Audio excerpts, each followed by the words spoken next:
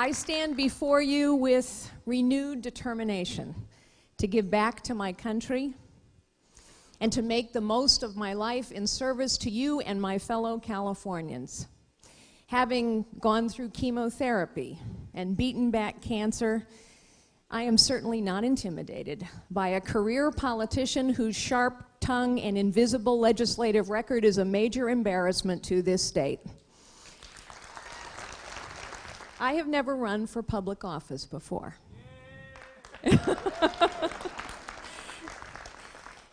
But our founding fathers intended ours to be a citizen government. That is what by, for, and of the people means. I have been blessed to live the American dream. I have held many jobs, from receptionist to CEO. But at this place, and at this time in our nation's history, when we are threatened from within by government run amok, and from without by armies of terror, I am seeking the job of my lifetime. And I am asking you to hire me. Because I will not only defeat Barbara Boxer, but I will bring you devoted labor and sound judgment and honest stewardship to restore integrity in our nation's capital. The great sleeping giant of American democracy is rising up. We are rising up against a Capitol that talks but will not listen. The people say, stop the boondoggles and the backroom deals. The people say, stop the earmarks and the pork, and nothing changes. The people say, stop the pomp and the perks. Stop the hubris and the hypocrisy, and the politicians ignore them. Nancy Pelosi defends for weeks a tax-writing chairman who will not divulge financial information and who lies about who paid for his Caribbean junkets. Harry Reid, yes, you can applaud on that. Harry Reid looks the other way while a powerful banking committee chairman gets a special sweetheart mortgage deal and yet asks us to believe that there were no favors involved. And President Barack Obama campaigned across this country promising us that the C-SPAN cameras would record every minute of the healthcare reform legislative debate, but when it came time to turn the cameras on, he turned off the lights. So much for transparency. It is no wonder that millions and millions of American citizens feel betrayed. They feel that Washington is broken. But it is not Washington that is broken. It is the detached and arrogant leadership in Washington that is broken. There is nothing wrong with our country or our culture or our great traditions. They are as strong as ever because they rest on the shoulders of a strong and courageous and industrious citizenry. Barbara Boxer has stood by while hundreds of thousands of acres of the most productive farmland in the world in our great Central and San Joaquin valleys have been taken out of production. She has sat by and done nothing while the unemployment rate soared to almost 40%. When it came time to do something and to say that the farmers and the farm workers and the families were more important than a 2-inch fish called the smelt, Barbara Boxer sides with the fish. 3 times Barbara Boxer could have done something. As chairwoman of the Environment and Public Works Committee, she could have stepped forward and put an amendment forward to get that water turned back on. She refused. When her colleague put forward an amendment that would get the water turned back on, she voted against it. And when Senator Dianne Feinstein stepped forward several months ago and said, we have to get the water turned back on, Barbara Boxer was nowhere to be found. 3 times. She has stood by while our farmers and our farm workers and our families are out of work. You know, at the end of the Great Depression, the camps of the unemployed were called Hoovervilles. I think we should call the good people of San Joaquin Valley the Boxervilles. I will fight for every job.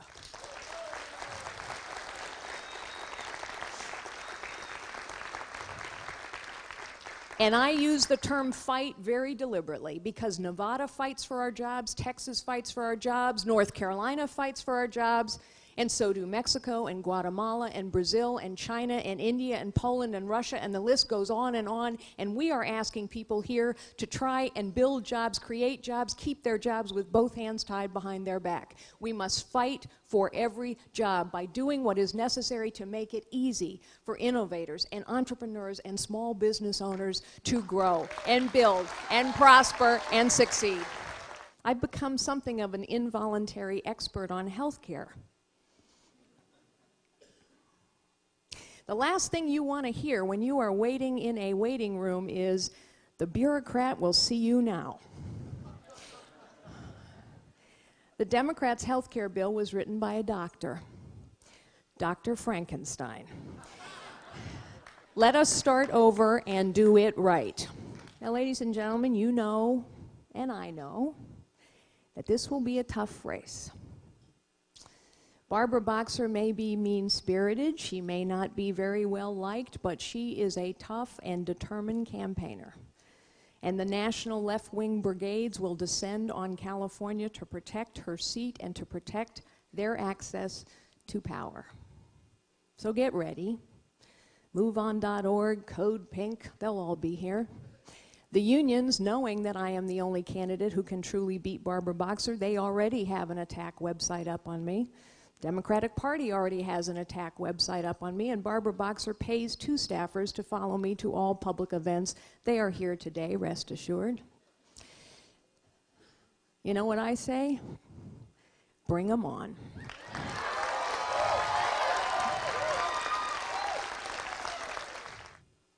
As I said earlier, I have seen the great sleeping giant of American democracy.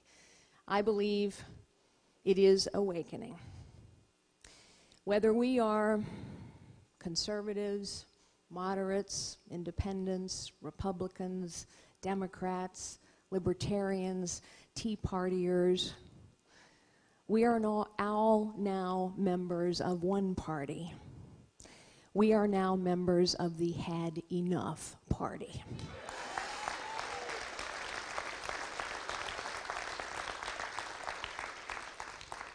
We have had enough. And at this critical point in our nation's history, at this tipping point, we have come once again to what Ronald Reagan called a time for choosing. You and I will choose to make a difference this year. Not separately, but together. It will take you, and you, it will take you. It will take your passion, your commitment, your dedication, your conscience. It will take your drive, your dreams, and yes, even your hope.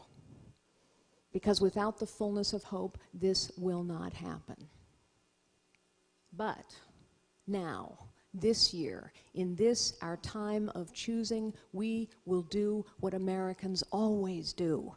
When people tell us that it cannot be done, or all is lost, or we cannot come back, or it is too high, or it is too hard, that is when we emerge from our shops and our factories, from our homes and our neighborhoods, from our farms and our hills and our beaches and our towns and our cities, and we will march with our vote. I may make mistakes, but I will not make excuses. I will not only, with your help and your prayers, I will run the campaign of a lifetime, and I will not only send Barbara Boxer home, but I will bring you the highest of energy and the hardest of work to make you proud of your new U.S. Senator. Thank you so very much, and God bless you.